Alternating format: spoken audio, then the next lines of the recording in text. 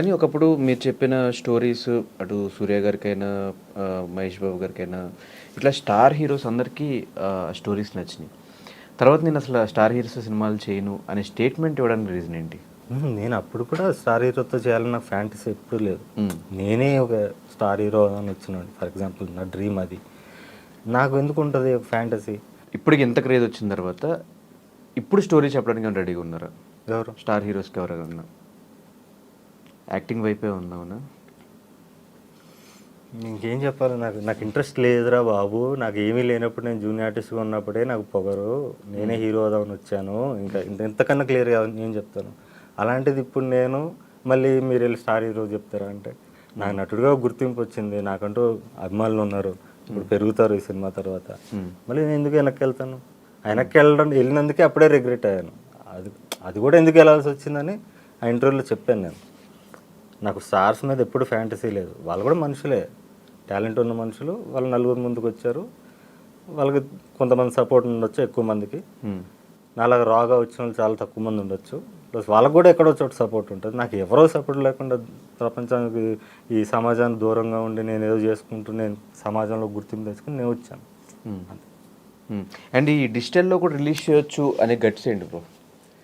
నాకైతే నేను దీంట్లో ఉంటుంది కదా, డైలాగ్ ఉంటుంది కదా, ఆ, ప్రపంచం మొత్తం కాగితం చుట్టూ తిరుగుద్ది, కళన్నోడు చుట్టూ కాగితం తిరుగుద్ది అంటే దట్ ఈస్ మై ఐడియాలజీ, నా లైఫ్ స్టైల్ అది. So I never went behind money. So ఇప్పుడు నాకు నేను పెట్టిన డబ్బులు వస్తాయని నేను ఆలోచించేవాడిని కాదు. సినిమా కంప్లీట్ అవుద్దా లేదా అనే టెన్షన్ నాకు. కంప్లీట్ అయిపోతే ఇది ఎలా రిలీజ్ చేయాలి, జనాలు చూపించాలి, అది తప్ప నేను పెట్టిన డబ్బులు వస్తాయా, 3 నెలల తర్వాత వస్తే 3 నెలల తర్వాత రిలీజ్ చేస్తే వస్తాయి, ముహూర్తం, ఇలా ఉంటాయి కదా క్యాలిక్యులేషన్స్. అది నాలో ఉండదు ఎప్పుడు కూడా, ప్రొడ్యూసర్గా కూడా. సో అందుకే నేను రిలీజ్ చేశాను. అండ్ ఐ ఫెల్ట్ లైక్ నేను ఫ్రీగా రిలీజ్ చేస్తే కూడా నేను పెట్టిన డబ్బులు నాకు వచ్చేటట్టు ఆడియన్స్కి అలాంటి కంటెంట్ ఉండాలి. ఆడియన్స్కి వాడు అరే సినిమా చూసి ప్రతి ఒక్కడు చలించిపోవాలి, ఈ సినిమాకి నేను పే చేయాలరా, నేను ఫ్రీగా చూసాను గిల్ట్తో. సో అలాంటి సినిమాలు తీయాలనే ఒక ఇది వస్తుంది మళ్ళీ నాకు. అదొక ఛాలెంజింగ్ టాస్క్. సో అది కూడా నాకు ఉపయోగపడింది ఆ విధంగా. సో ఈ సినిమా స్టార్ట్ చేసినప్పటి నుంచి థియేటర్ అనుకున్నారా, లేదంటే ఇది కూడా ప్రాపర్ థియేటర్? మీకు ఆ సినిమాలన్నీ నా మేకింగ్ వీడియోస్ చూడొచ్చు, చిన్న చిన్న కెమెరాలు పెట్టి తీసాను అది. ఇది ప్రాపర్గా మీకు Arri Alexa, anamorphic lenses, daily jimmy jib, daily gimbal ఉంటుంది మీకు, ప్రతి షాట్లో కెమెరా మూవ్మెంట్ ఉంటుంది. ఇది ప్రాపర్గా నేను సినిమాటిక్గా తీసాను ఖర్చు పెట్టి. అండ్ ఈ ఆన్ సెట్ లొకేషన్లో స్టోరీ రాసుకోవడం, స్టోరీ ఫైనల్ వరకు కూడా క్లైమాక్స్ ఏంటో మీకు తెలియకపోవడం, ఇదేంటి? అంటే వర్క్ అంతా అయిపోయిన తర్వాత కదా మనం సినిమా. అంటే నేను జర్నీలో అంటే నేను నిర్బంధం నుంచి అలా స్టార్ట్ చేశాను. ఇంతకుముందు లైక్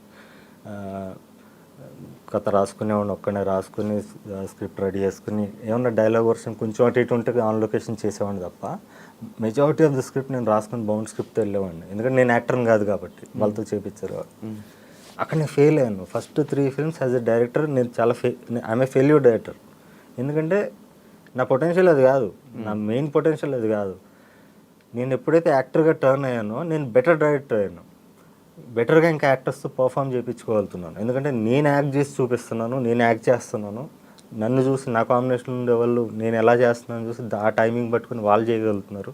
సో అట్లా నా సినిమా ఇంకా బాగా వస్తుంది. లాస్ట్ సినిమాలో చూసుకున్నా కూడా కొన్ని సినిమాల నుంచి మీ దాంట్లో బూతులు ఎక్కువ వినిపిస్తూ ఉంటాయి. ఎందుకు అని అడిగితే ఏం చెప్తారు బ్రో?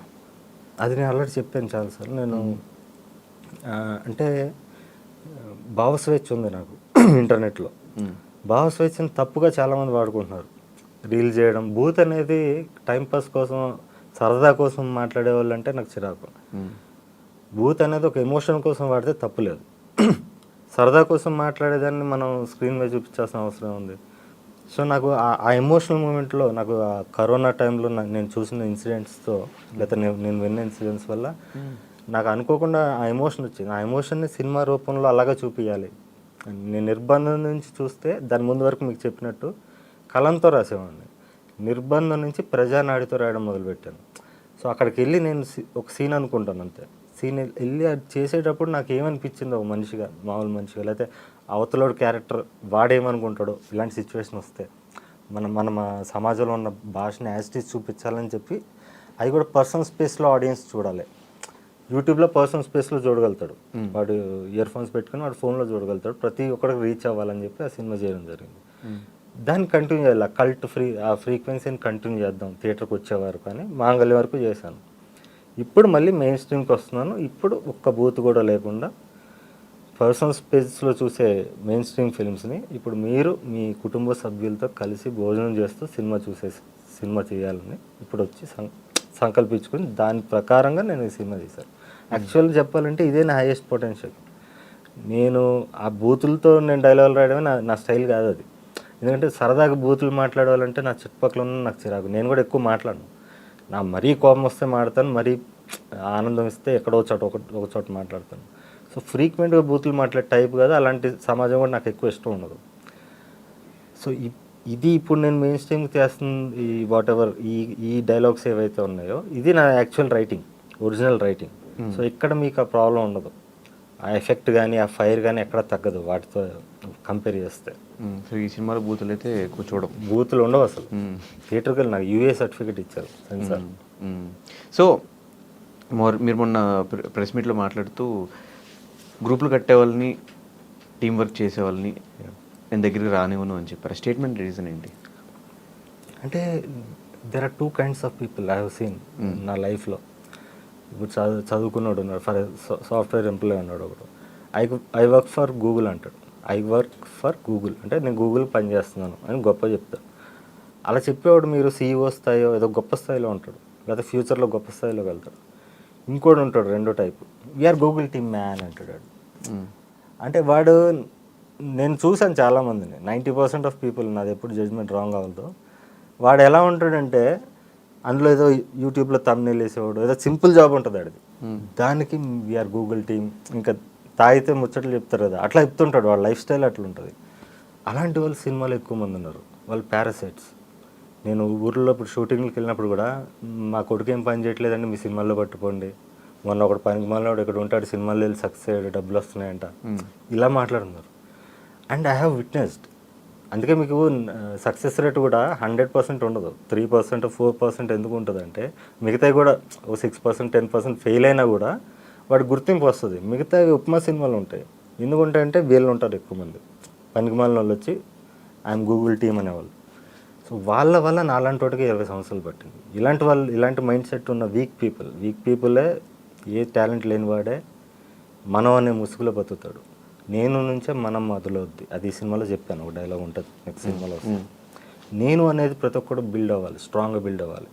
ఇప్పుడు I work for I dream అంటే అది నువ్వు, నేను ఐ డ్రీమ్ పని చేస్తున్నాను అంటే నేను పని చేస్తున్నాను అంటే నాది ఒక స్థాయి ఉంది, దట్ ఈస్ ఇండిపెండెన్స్, ఇండివిజువాలిటీ. నేను ఐ డ్రీమ్ టీమ్ మేమంతా we are planning this, we are doing that అంటాడు ఒకడు, వాడు వీక్ ఫెలో. అలాంటి వాళ్ళ సినిమాల్లో ఉండడం సినిమా ఇండస్ట్రీకి మంచిది కాదు నా ఫీలింగ్. సో నేను ఎప్పుడు కూడా ఇండివిజువల్ 1-to-1 ఉంటాను ప్రతి మనిషితో, యాక్టర్స్తో కానీ టెక్నీషియన్స్తో కానీ 1-to-1 ఉంటాను. ఈ గ్రూపులు కట్టే వాళ్ళతో ఎప్పుడు కూడా ప్రాబ్లం. ఇప్పటికీ ప్రతి సినిమాకి కూడా ఎవడో ఒకటి 10% వైరస్ వస్తుంది, మనకు తెలియకుండా వస్తుంది కదా, వాళ్ళకు కూడా ఎడ్యుకేట్ చేస్తాం, అయితే ఉంటారు లేకపోతే పోతారు. అలాగే ఇంకో మాట, Chiranjeevi is an emotion, Chiranjeevi గారు అని మీరు ఒక ఎగ్జాంపుల్ చెప్తున్నప్పుడు అందరూ most of the people comments పెడుతున్నారు అల్లు అర్జున్ గారిని ఉద్దేశించే చెప్పారు ఈ మాట అని చెప్పి. ఏం జరిగింది అసలు? నేనేం చెప్పాను? ఇప్పుడు ఫర్ ఎగ్జాంపుల్ అల్లు అర్జున్ గురించి అనుకుందాం, నేనేం చెప్పాను? నెగిటివ్ చెప్పాను? నెగిటివ్ చెప్పలేదు. ఆయన చెప్పిన కాంటెక్స్ట్ వేరు, ఆ సందర్భం వేరు, వేరే అయి ఉండొచ్చు. నేను చూడలేదండి మొత్తం కూడా, అయ్యో మీమ్స్ వస్తుంటే ఆ సందర్భం వేరే ఉండొచ్చు. మీరు అది ప్రతిదానికి ఆపాదించకండి. ఇప్పుడు ఆయన ఎందుకని ఉంటాడు, ఎవరైనా డిస్రెస్పెక్ట్గా మాట్లాడితే అలా మాట్లాడకూడదు, గారు అనాలి, మర్యాద ఇవ్వాలరా అని చెప్పి ఉంటాడు. నేను మాట్లాడిన కాంటెక్స్ట్ ఏంటి? నాకు చిరంజీవిని చూసాక సినిమా చూశాను, చిరంజీవి నా 4 ఏళ్ళ వయసులో చిరంజీవి నన్ను ఇన్స్పైర్ చేశాడు అని అంత గొప్పగా నేను ఇంతకుముందు టీజర్ లాంచ్ అప్పుడు మాట్లాడితే దాని కమెంట్స్ పడుతున్నాయి కింద, రే చిరంజీవి గారు అన్నారు, చిరంజీవి గారు అన్నారు. అందరూ చూస్తే అల్లు అర్జున్ మాటల ఆ స్పీచ్ని ఫాలో అవుతున్నారు. అరే అలా ఫాలో అవ్వకండి, సందర్భం బట్టి ఉంటుంది. ఆయన కాంటెక్స్ట్ వేరు, ఈ కాంటెక్స్ట్ వేరు. చిరంజీవి అనేది నాకు ఎమోషను. అఫ్కోర్స్ ఆయన డైరెక్ట్ ఉంటే చిరంజీవి అని పిలుస్తాం, కామన్ సెన్స్ కదా, అది నేను చెప్పాను. సో అల్లు అర్జున్కి దీనికి ఎటువంటి సంబంధం లేదు. ఫస్ట్ ఒకవేళ ఉన్నా అది తప్పు లేదు దాంట్లో. ఆయన కాంటెక్స్ట్ వేరు, ఈ కాంటెక్స్ట్ వేరు అని చెప్పాను, ఎక్స్ప్లెయిన్ చేశాను. మేబీ వీళ్ళు కట్ చేసుకొని పెట్టుకుంటున్నారేమో, పూర్తి వీడియో చూస్తే రియలైజ్ అవుతుంది.